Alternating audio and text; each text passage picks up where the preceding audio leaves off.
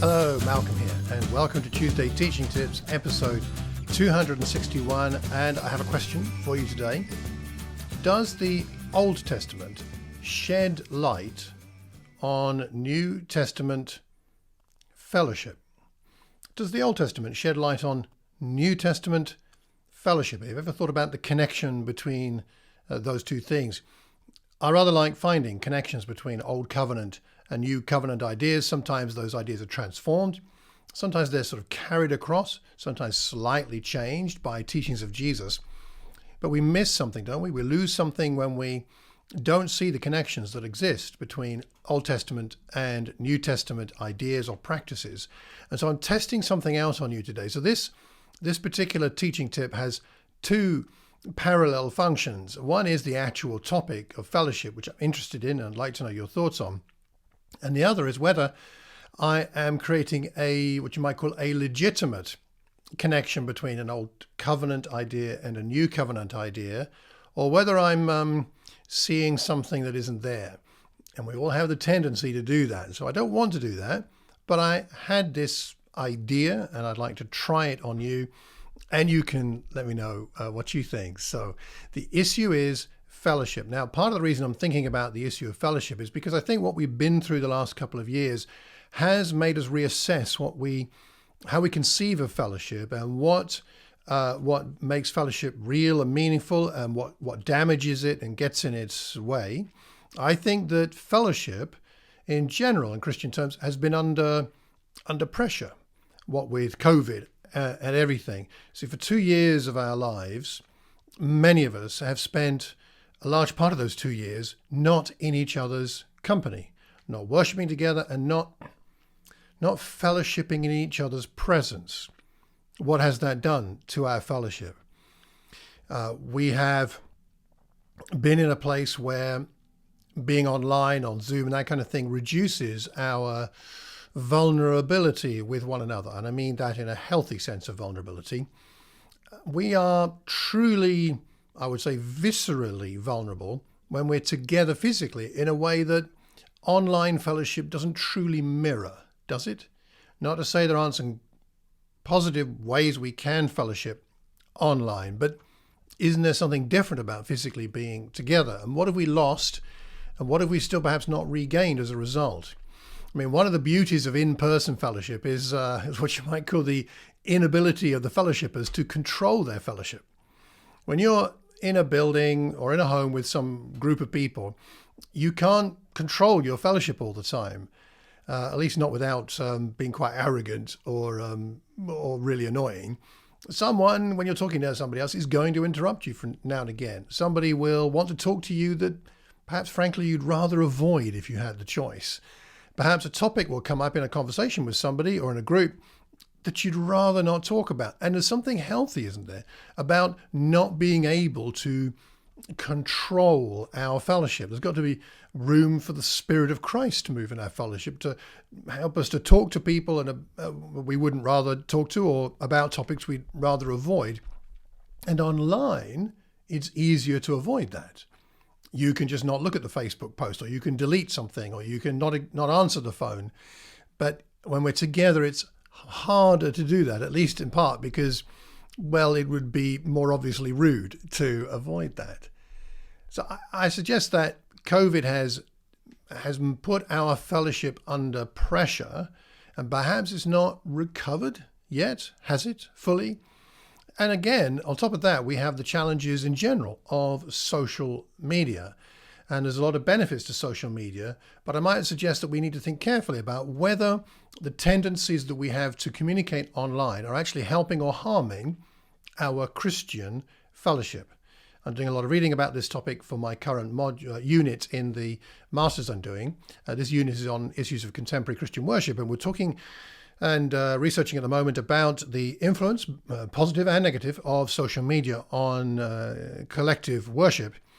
And an article I read in the Princeton Theological Review by McCracken entitled The Separation of Church and Status, and he's pretty skeptical about the value of social media. He says this, he's pretty scathing about the ability of social media to generate meaningful connections. And he says, what else can this be, as in connecting on social media? What else can this be but a performance, an exercise of power, wherein we can regulate and micromanage our very specifically staged social spheres? I'm not quite convinced that it's always like that, but a lot of the time on social media it is, isn't it? It's about performance, it's about power, it's about micromanaging, it's about staging, it's about being in control. True Christian fellowship puts us in a place where we're not fully in control, are we? Think about how Jesus interacted with his disciples and the crowds around him and the people in the synagogues. There's a distinct lack of control, a distinct lack of predictability about that kind of fellowship. And I think we see that also at times in the early church. So what should we do about that? Well, this last Sunday, we had in the Watford Church of Christ what I called Fellowship Sunday, to help us to kickstart more conversations with more different kinds of people. And I won't go into that right now. You can watch the video when it goes up online of the service if you want. It's going to be edited probably Thursday, go up Thursday, Friday. But we did some teaching. We had a fellowship exercise as part of the sermon and then a bit of a conclusion, because I feel that, maybe I'm just talking for myself here, but I feel that our fellowship has been damaged by the twin pressures of social media in general, but also of COVID more particularly recently. And how are we going to, not so much fix it, but how are we going to develop healthier levels of deep Christian, fellowship, love one another. Now that you love one another sincerely, now love each other deeply from the heart, Peter says in his epistle. How are we going to do that? So I'd like to leave that thought with you for a moment while I now go and talk about the thing I talked about earlier, about the connection between Old Testament and New Testament fellowship. Is there a connection? Because I felt that this shed some light for me on what we're looking for in what Christian fellowship is really all about. So fellowship is not a New Testament idea, although it's a word we use of the early church, and of course it's there. But the Israelites brought fellowship offerings to the tabernacle and to the temple, Exodus 20, verse 24. And the Hebrew word used for fellowship offering is the word shalem. It comes up over 80 times in the Old Testament. It's connected to the word shalom, and it means a peace offering. Its purpose was thanksgiving. You had something to thank God for. You brought the shalem offering to the tabernacle and then later the temple. It also could be a vow fulfillment or just a free will offering, as we see in Leviticus chapter 7. And this fellowship offering was shared. That was the point of the fellowship offering, is shared. God gets the best part, of course, as he should when you make this offering at the tabernacle or the temple. Leviticus 3 verses 3 to 5, from where I'll read from verse 3. The fellowship offering you are to bring is a food offering to the Lord, the internal organs, all the fat that's connected to them, both kidneys with the fat on them near the loins, long lobe of the liver you're to remove with the kidneys. Then Aaron's sons are to burn it on the altar on top of the burnt offering that is lying on the burning wood. It's a food offering, an aroma pleasing to the Lord. So you're offering God this, metaphorically, food. He is fellowshipping with you, eating a meal with you in that sense. And then he gets his share, the best share, and then the priests get their share as food. In Leviticus 7, 31 to 34, we find this. Verse 31, the priest shall burn the fat on the altar. The breast belongs to Aaron and his sons. You are to give the right thigh of your fellowship offerings to the priest as a contribution. The sons of Aaron who offers the blood and the fat of the fellowship offering shall have the right thigh as his share. From the fellowship offerings of the Israelites, I have taken the breast that is weighed, the thigh that is presented, given them to Aaron the priest and his sons as their perpetual share from the Israelites. So God gets his share, the priests get their share, and then the families of the priests get their share. In Leviticus 10, they also benefit. In verse 14, you and your sons and your daughters may eat the breast that was weighed and the thigh that was presented, eat them in a ceremonially clean place. They have been given to you and your children as the share of the Israelites' fellowship offerings. So this blessing is for God, it is for the priests, it is for the families of the priests, and actually it is also for the Israelites themselves. In Deuteronomy 27 and verse 7, sacrifice fellowship offerings there, eating them and rejoicing in the presence of the Lord your God. It's a joyful occasion. God gets to eat, his priests and family get to eat, and you get to eat. It's everybody fellowshipping, feasting together. Isn't that a wonderful image? I love this image. I think it's fantastic. So we see that God ate, the priests ate, the people ate.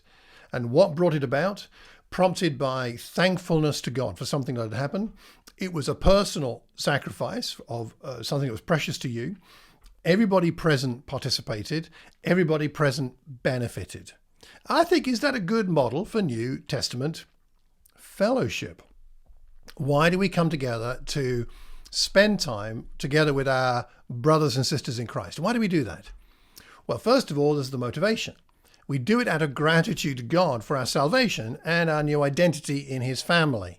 It's gratitude that moves us, moves our feet to go to an event where there's going to be a gathering of God's people, whether it's in a church building as such or someone's home or out in the park, wherever it is. Our feet propel us to a place of fellowship because we're grateful. So we are then also making a sacrifice. We're making a sacrifice of money. It may cost you money to get there on the bus, driving your car, however you're going to get there. It's a sacrifice of money. It's a sacrifice of time. There's not only the time at the gathering, there's the time going there and coming back. It's a sacrifice of energy. Some people get more energy from being at a gathering. Some people get their energy all drained by a gathering, but either way, you're expending some of your energy you could have spent on some other activity. And as a result, when we do this, out of gratitude, making those sacrifices, we do it because it honors God. That's actually why we do it. It honors him. He gets fed in the sense that he gets honored. It blesses the others around us. We are, of course, all now a kingdom of priests. So all the priests are getting blessed and their families by us being with them, and we're offering our fellowship energy to them.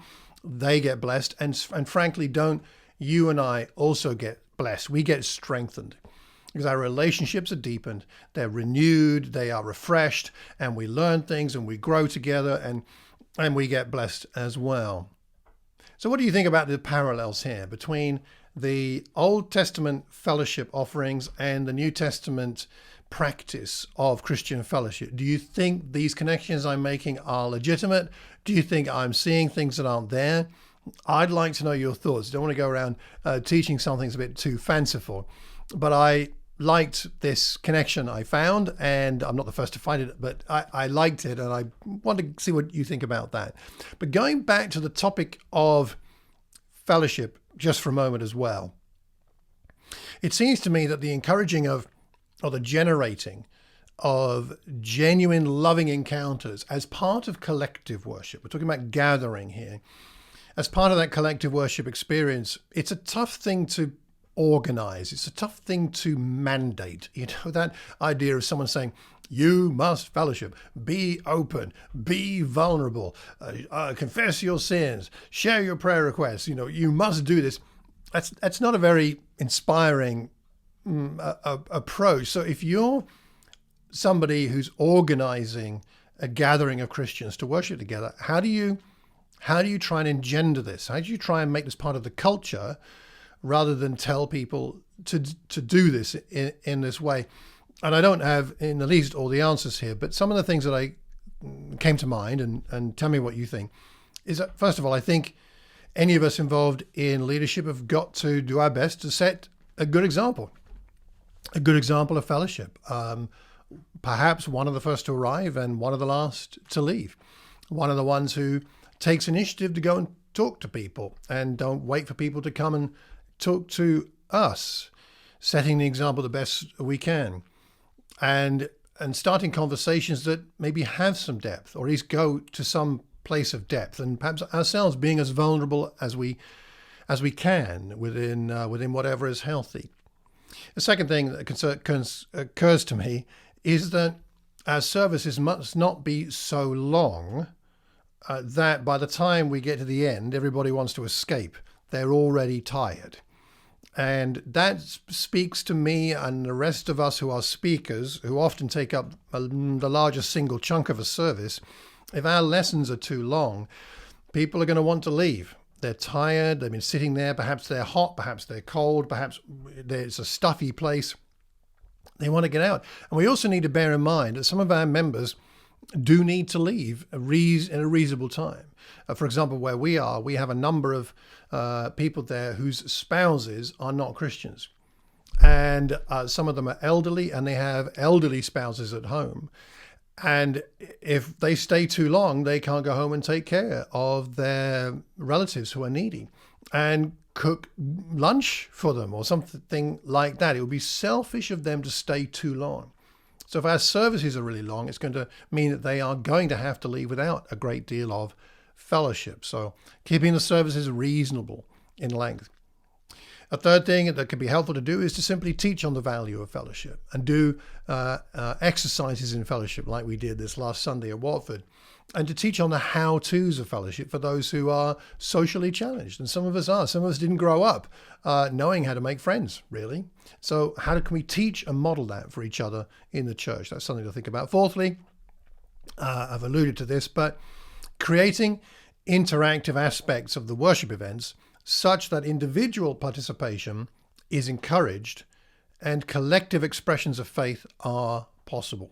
So we need some, I believe, flexibility in the way that we do our services so there can be opportunities for fellowship and getting to know each other better. And perhaps, finally, finding ways for people from different backgrounds and ages to serve together. There's something about serving together, whether it's the poor, the needy, the lost, or each other, that bonds us more closely. What are your thoughts about ways in which we can develop this kind of deeper fellowship? I'd be very interested to know. I read a book by Max Lucado a few years ago. It's called Fearless. And he said this about fellowship. He said, Christ distributes courage through community. Aren't we stronger together? I think we are. He dissipates doubts through fellowship. Our faith grows. Our doubts get dealt with in fellowship. He never deposits all knowledge in one person, but distributes pieces of the jigsaw puzzle to many. When you interlock your understanding with mine, and we share our discoveries, when we mix, mingle, confess, and pray, Christ speaks. And if you've been around, you know that's true. Sometimes it's a conversation at a worship event. It's a conversation afterwards where it really helps you to understand something about God and yourself that you never would have done before. We've got to mix and mingle, confess and pray, and Christ speaks, often through that other person you're talking to, or perhaps through you to that other person. So let me finish with some questions. What does fellowship mean to you? I'm taking an angle on it. I'd be interested to know what your angle is. What does fellowship mean? And why? Why do we fellowship at our congregational gatherings? I mean, what's the point of it? Is it just to have a cup of tea and catch up about life and the universe and everything? I mean, what is the point of congregational fellowship? What do you think about that? And thirdly, if God were to help you to fellowship more meaningfully, however you define meaningfully, but if God was going to help you to fellowship more meaningfully than you have maybe in the recent past, what would you ask him for? What would you ask God for to help you to have more meaningful, deeper fellowship? I'd love to know your thoughts, so please leave a comment anywhere you hear or see this recording. We learn best when we learn in community, in a sense, in some kind of fellowship. So please drop a line anywhere you like. Or you can email me, malcolm@malcolmcox.org, or you can leave a comment on my website, malcolmcox.org. You can even leave a voicemail there, should you wish to do so. So what do you think about this? What do you think about the topic of fellowship? And secondly, what do you think about my connection I think there is between Old Testament fellowship and New Testament fellowship? I would be really interested to know what you think about that. Well, that's it for today. I hope you found it helpful. Until the next time, I hope you have a terrific Tuesday and a wonderful week. Take care and God bless.